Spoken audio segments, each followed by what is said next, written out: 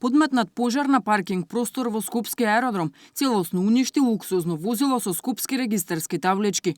Во инцидентот нема повредени, но причината е значителна материјална штета. Како последица на пожарот на џипот марка Гранд Чироки, запалено било уште едно возило кое било паркирано во непосредна близина.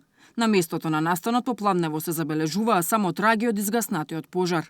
Според информации од МВР, џипот со скопски регистарски таблички било пожарен 30 на минути по полноќ. Увидот на полицијата е се уште во тек, пошто ќе бидат познати и причините за инцидентот. Повеќе информации за настанот не сакаше да открие ниту министерот за внатрешни Оливер Спасовски. Мислам дека дадов одговор, дека денеска разговараме на оваа тема, а за сите битни прашања кои што се ќе ги добиете накнадно информациите. Неофицијално опожарениот џип е во собственост на 39 годишен познат скопски угостител, собственик на повеќе ресторани за брза храна. Пожарот го потметнала поголема група која подолг временски период му се заканувала на неговото семејство и барала пари.